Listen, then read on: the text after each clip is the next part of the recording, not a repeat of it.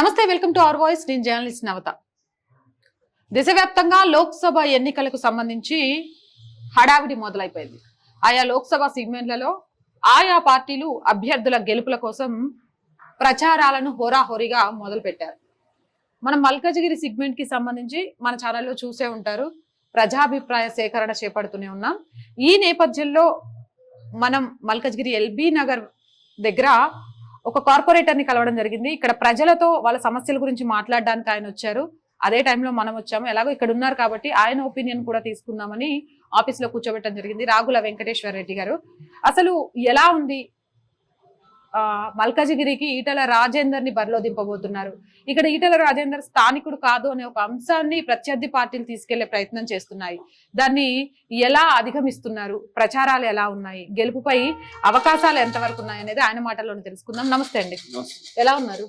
బాగున్నాను. ఎన్నికల ప్రచారం ఎలా జరుగుతోంది? స్టార్ట్ అయింది ఆల్రెడీ. మేము కాలనీస్ లో తిరుగుతూ ఉంటే చూసాము, వెంకటేశ్వర రెడ్డి మాకు కార్పొరేట్ అయిన తర్వాత డెవలప్మెంట్స్ అనేవి జరిగాయి కాబట్టి మేము లోక్సభలో కూడా మా తరపు నుంచి బీజేపీ ఎంపీ అయితేనే డెవలప్మెంట్స్ జరుగుతాయి అని చెప్తున్నారు.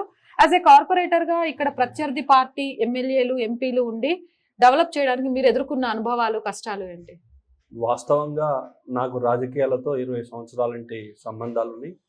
ముఖ్యంగా ఈ వెల్ఫేర్ అసోసియేషన్స్ కాలనీతో బాగా సన్నిహిత సంబంధాలు ఉండేదానివల్ల నేను 2016లోనే కావాల్సిన టైంలో కాకుండా ఇప్పుడు మొన్న 2020లో భారతీయ జనతా పార్టీకి అవకాశం వస్తే మనం కార్పొరేటర్గా అయినప్పటి నుండి కూడా మనం ఎప్పుడు కూడా ప్రజల సమస్యల మీదనే పోరాటం చేసినాం తప్ప పార్టీలతోనో ఇందుతోనో కాకుండా ప్రజల సమస్యలు తీర్చగలిగితేనే మళ్ళీ మనం ఫ్యూచర్లో రేపు ఎక్కడికి వెళ్ళినా ఏ ఓటుకి వెళ్ళినా అడిగే అవకాశం ఉంటుందని ఒక ఉద్దేశంతో పని చేస్తున్నాం.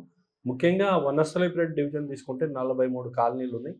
దీంట్లో రకరకాల ఊరి నుండి వచ్చి ఇక్కడ సెటిల్ అయిన వాళ్ళు, ఎక్కడో విలేజ్ నుండి వచ్చి సెటిల్ అయిన వాళ్ళు, ఇక్కడ కొంత మార్వాడీస్ షాపులు పెట్టుకుని ఉన్న వాళ్ళు అందరు కూడా మమైకమై ఉన్నారు. కాబట్టి మాకున్న ఏరియా కూడా ఆ పరిధిలో కొంత డెవలప్మెంట్ ఆగిపోయింది.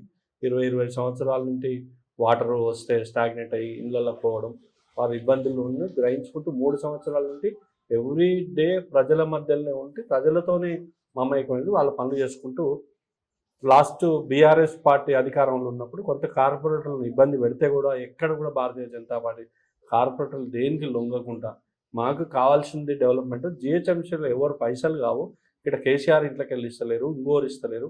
ఇక్కడ ఏమైనా ప్రజలు ట్యాక్సులు కడితే జిహెచ్ఎంసీకి అమౌంట్ వస్తుంది. ఆ అమౌంట్ ద్వారా డెవలప్మెంట్ అడుగుతున్నాం తప్ప మేము ఎవరం కూడా ఒకరి ఇంట్లోకి వెళ్ళో ఒకరు ఆస్తిని మనం అడుగుతలేం. కాబట్టి ఈ కార్పొరేటర్లంతా బీఆర్ఎస్ హయాంలో అవస్థలు పడ్డది నిజమే అంటారు. వాస్తవం 100% అవస్థ పెట్టిరు, మమ్మల్ని ఇబ్బంది పెట్టారు. ఎందుకోసం అంటే భారతీయ జనతా పార్టీ కార్పొరేటర్లు ఎక్కడ కూడా ఇప్పటి వరకు 44 మంది ఎక్కడ కూడా మీరు 3 సంవత్సరాల నుండి ఇని ఉంటారు. ఏ పేపర్లోనో ఏ టీవీలో ఏ కార్పొరేటర్ మీద కూడా అవినీతి ఆరోపణలను చెడ్డ పని చేసిండను ఎక్కడ కూడా రాలి. అంటే భారతీయ జనతా పార్టీలో నిలబడితే భారతీయ జనతా పార్టీకి వెళ్ళి ఉంటే అందరికి కూడా అందుబాటులో ఉంటారు, కార్పొరేటర్ పనిచేస్తాడు అనేది జగమెరిగిన సత్యం. ఆ విధంగానే ఎల్బీనగర్లో కూడా మేము 11 బీజేపీ గెలిచి ఉండే. అనివార్య కారణంలో ఒకతను చనిపోతే కరోనా టైంలో వారి కొడుకుకి ఇస్తే కాంగ్రెస్ వచ్చి చిన్న ఇబ్బందులు కాంగ్రెస్ తప్ప మిగతా అన్ని డివిజన్లు ఇక్కడ బీజేపీ గెలిచిందంటేనే భారతీయ జనతా పార్టీ గట్టిగా గతంలో 14 సంవత్సరాలు 15 సంవత్సరాలు ఇందర్శన్ రెడ్డి గారు ఎమ్మెల్యే ఉంటే భారతీయ జనతా పార్టీ వారు చేసిన డెవలప్మెంట్ అట్లాగే మేము కూడా అందరితో ప్రజలతో ఉండటం కార్పొరేటర్లు అందరినీ కూడా గెలిపిస్తే ఎవరం కూడా ఎమ్మెల్యే బీఆర్ఎస్ ఉన్నా గవర్నమెంట్ ఉన్నా ఎవరం కూడా భయపడలేదు. ప్రజల సమస్యల కోసం పోరాడినాం, ధర్నాలు చేసినాం, అవసరమైతే మున్సిపల్ ఆఫీస్ ధర్నా చేసినాం, మున్సిపల్ ఆఫీస్ గొడవ చేసినాం. కానీ ఎక్కడ కూడా ప్రజల సమస్యలను మేము నెగ్లెక్ట్ చేసిన చరిత్ర లేదు. మీరు జనాల్లోకి వెళ్తున్నప్పుడు బీజేపీ లోక్సభ ఎన్నికల్లో ఓటు వేయమని అడుగుతున్నప్పుడు మీకు ఎలాంటి రెస్పాన్స్ కనిపిస్తుంది? జనరల్గా కూడా మీరు గత 10 సంవత్సరాల నుండి 2014 నుండి చూసుకుంటే మోడీ గారు ఫస్ట్ టైం ఎంత బాగా పనిచేశారు, సెకండ్ టైం ఎంత బాగా పనిచేశారు అన్నదానికి బాగా బేరీజ్ చేసుకుంటే కాంగ్రెస్ పార్టీ ఎప్పుడైతే 75 సంవత్సరాల నుండి అధికారంలో ఉందో ఎప్పుడు కూడా ప్రజలతో మమేకమై ప్రజల కోసం పనిచేసిన ప్రధానమంత్రి కలవలే. ఈరోజు ఒక ప్రధానమంత్రి కార్పొరేటర్లను కూడా ఢిల్లీకి పిలిచి మాకు ఒక దిశానిర్దేశం చేసి మీరు ఈ విధంగా ప్రజలతో ఉండాలి, ఈ విధంగా ప్రజలతో మమేకం కావాలి, మీరు మార్నింగ్ ఎన్ని గంటలకు లేవాలి, ఏ విధంగా వర్క్ చేయాలి, మీరు ఏ విధంగా ప్రజలకు మనం భారతీయ జనతా పార్టీని దగ్గర తీసుకుపోతున్నాం అని చెప్పడం అని అంటే దేశంలో ఒక ప్రధానమంత్రి ఒక లోకల్ కార్పొరేటర్తో కలవడం అనేది చరిత్ర. అట్లాంటి ప్రధానమంత్రి ఈ దేశానికి ఉండడం ఈ దేశ ప్రజలు చేసుకున్నటువంటి అదృష్టంగా భావిస్తున్నాం మేమైతే. రైట్. మల్కజ్గిరి నుంచి ఈటెల రాజేందర్ని బరిలో దింపారు. ఈటెల రాజేందర్ బరిలో దిగుతున్నారు అని తెలిసిన తర్వాత అంటే చాలా వరకు ఇక్కడ ప్రత్యర్థి పార్టీలు కానీ అధికార పార్టీ కానీ ఈటెల రాజేందర్ నాన్ లోకల్ అనే ఒక అంశాన్ని తీసుకెళ్తున్నారు. మరి ఈ అంశం ప్రభావం ఎక్కడైనా కనిపిస్తుందా? ఈటెల రాజేందర్ ప్రభావం ఎలా ఉంది? మీరు నాకు 20 years నుండి వారు అత్యంత సన్నిహితులు, నా ఫ్రెండే ఈటెల రాజేందర్ గారు.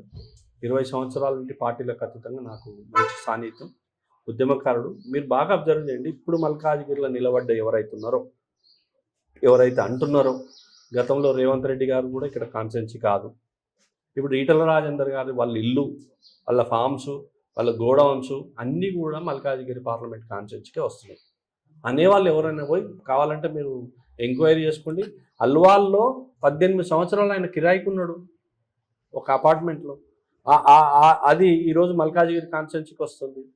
వారి ఫాము ఏదైతే కొల్లవరం ఉందో అది మల్కాజ్గిరి కాన్స్టిట్యున్సీ. దేవరంజాల్లో 20 సంవత్సరాల నుండి ఒక గుడి కట్టిస్తే ఆ గుడిలో ఆ ఊర్లో ఉండే అందరితో మామూలికమైనోడు ఒక్కడు ఈటెల రాజేందర్ ఒక్కడే. ఎట్లా నాన్ లోకల్ అంటాం? ఏ విధంగా నాన్ లోకల్ అంటాం? భారతీయ జనతా పార్టీ భారతదేశం వల్ల ఏ ఎంపీ ఎక్కడ నిలబడ్డా ఎంపీ అంటారు తప్ప ఈయన లోకల్ నాన్ లోకల్ అన్నారు. ఓన్లీ నాన్ లోకల్ అనేది సర్పంచ్కి వస్తుంది తప్ప మిగతా మరి అనేవాళ్లకు రేవంత్ రెడ్డి గారిని 15 రోజుల ముందు ఎంపీగా నిలబెడితే ప్రతి ఒక్కరు పార్టీలకు అతీతంగా పనిచేసి రేవంత్ రెడ్డిని గెలిపించారు. ఆయన నాన్ లోకలే కదా. మరి ఎక్కడ కొడంగల్ నియోజకవర్గం, అలాగే కొండారెడ్డిపల్లి, కల్వకుర్తి నియోజకవర్గం.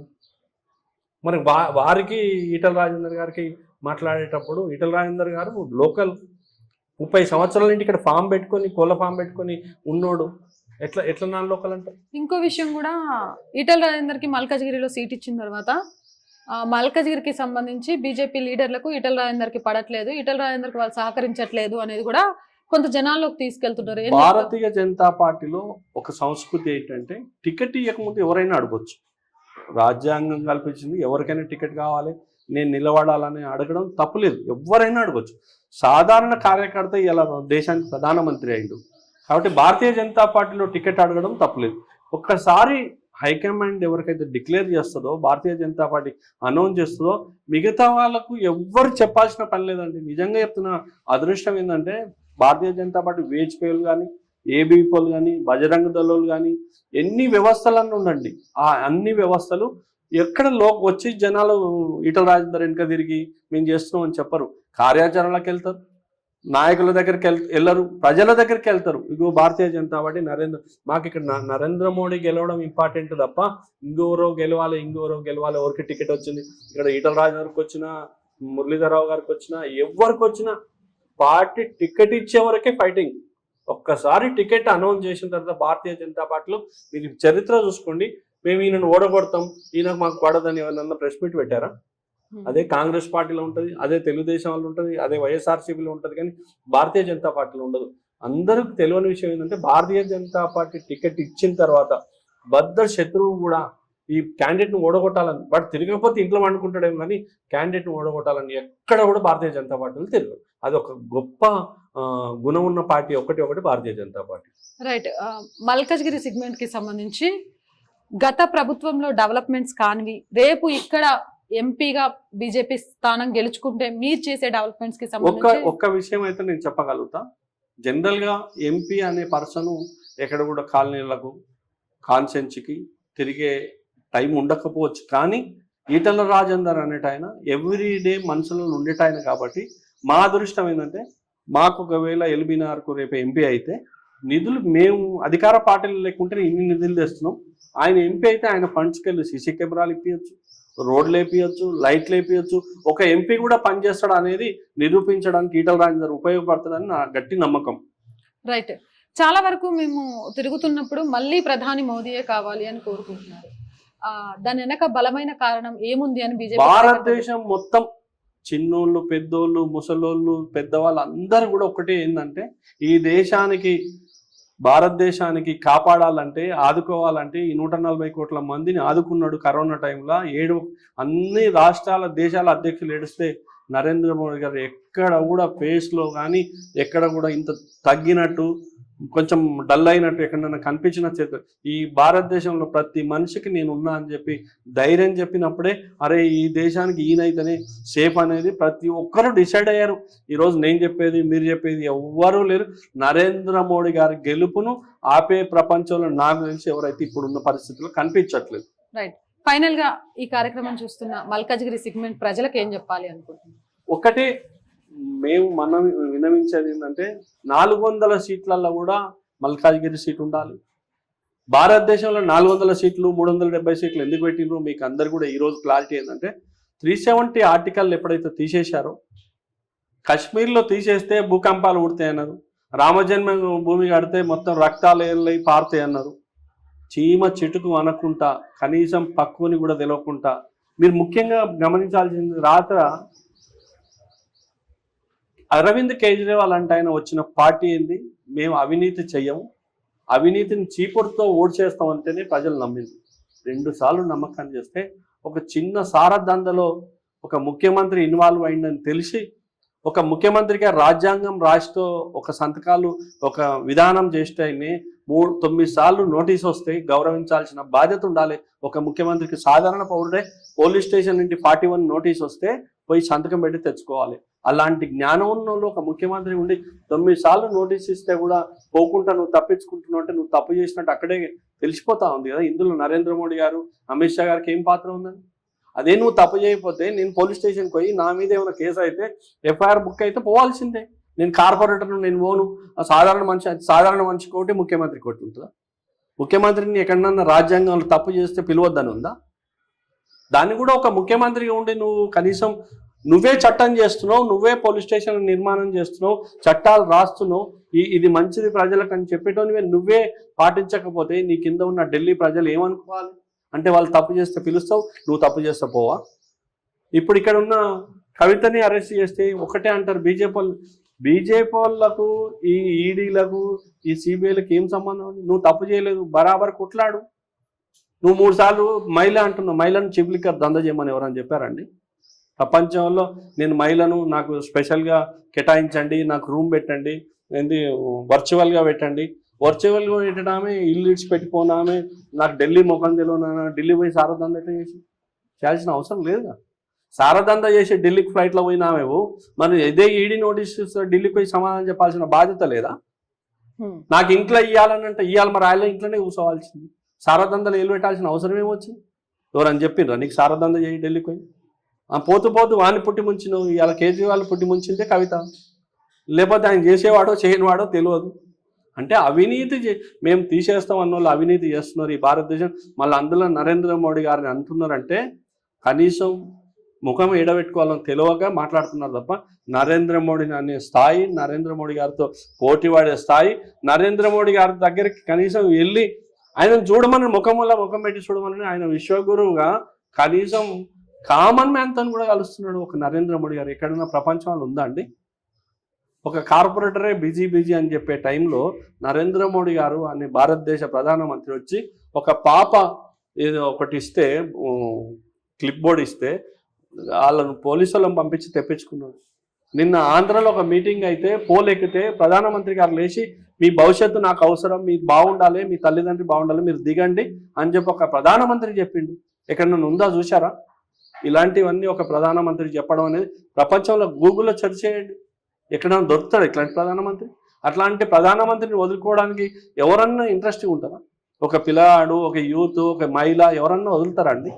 అలాంటి మోడీ గారిని వదిలే ధైర్యం చేస్తారా? ఇంకా వీళ్ళు పోయి పిచ్చిగా మాట్లాడి ఇంకా ఉన్న సీట్లు ఏమన్నా గెలుచుకుంటే తక్కువ ఇంతో 10-15 రావాలంటే మీరు ఇంకా మంచిగా మాట్లాడండి. మీరు ప్రజలకు ఏం చేస్తామో చెప్పండి, ప్రజల దగ్గరికి వెళ్ళండి, ప్రజలతో ఏం చేయాలి మేము అనేది గ్రహించండి. ఇన్ని రోజులు ప్రజలకు చేయలే మీరు. నరేంద్ర మోడీ గారు వచ్చి ప్రజలకు చేస్తుంటే మీరు ఆ ప్రజల దగ్గరికి వెళ్ళి కనీసం ఏ విధంగా పనిచేయాలో నేర్చుకొని రేపు భవిష్యత్తులో నరేంద్ర మోడీని ఎదుర్కోవడానికి తయారకండి. కానీ ఆయన మీద ఎన్ని రోజులైతే మీరు చేస్తారో మీరు ఎక్కడ కూడా డెవలప్మెంట్ గారు నరేంద్ర మోడీ గారికి దరిదాపులో కూడా పోరని చెప్తున్నాం. రైట్. థ్యాంక్ యూ అండి, అడగగానే టైం ఇచ్చినందుకు. మొత్తానికైతే చూస్తున్నాం, ఎన్నికల ప్రచారంలో ఉన్న వాళ్ళను కూర్చోబెట్టి చాలా క్వశ్చన్స్ అడిగాం, ఆయన కూడా చాలా ఓర్పుగా చెప్పారు. ఇప్పుడు భారతదేశం కాదు, ప్రపంచం విశ్వగురువైన మోదీ వైపు చూస్తున్నారు. విశ్వగురువు వైపు ప్రపంచం చూస్తున్నప్పుడు ఈ దేశంలో కొందరు చూడలేకపోవడం వాళ్ళ అవివేకం. కళ్ళుండి కూడా చూడలేని వాళ్ళకు తట్టి లేపి చెప్పాల్సిన అవసరం లేదు. ఎందుకు అనంటే అది వాళ్ళ విజ్ఞతకే వదిలేయాలి. అవినీతి రహిత అని పార్టీ పేర్లు పెట్టడం కాదు, అది మనసులో నుంచి రావాలి. అలా మనసులో నుంచి వచ్చిన పార్టీ బీజేపీ. ఈ బీజేపీని ఎదుర్కొంటాం, లేకపోతే బీజేపీ మీద బురద జల్లుదామంటే అది తమ మీద తాము వేసుకున్నట్టే అయింది. మల్కజ్గిరి సెగ్మెంట్ ని గెలిచి 400 సీట్లతో లోక్సభలో అడుగు పెట్టబోయే మోదీకి ఒక గిఫ్ట్ గా ఇవ్వడానికి ఇక్కడ ప్రతి కార్యకర్త నుంచి ప్రతి నాయకుడు పనిచేస్తున్నాడు. ఇక్కడ ఏదో జరుగుతుంది అంటూ ప్రచారం చేయాలని ప్రయత్నం చేసే వాళ్ళు గమ్మున ఇంట్లో కూర్చుంటే సరిపోతుంది అనే విషయాన్ని చాలా క్లియర్ గా చెప్పారు. ఇదనమాట. ఇంకా మనం చాలా సెగ్మెంట్లు ఉన్నాయి, 17 లోక్సభ స్థానాలు ఉన్నాయి. ఈ 17 లోక్సభ స్థానాల్లో కూడా ప్రజాభిప్రాయాన్ని తెలుసుకోవాలంటే ఇక్కడ ముగించి ఇంకో దగ్గరికి వెళ్ళాలి. కాబట్టి ఈ ఇంటర్వ్యూ ఇక్కడితో ఆపేద్దాం. Stay with us.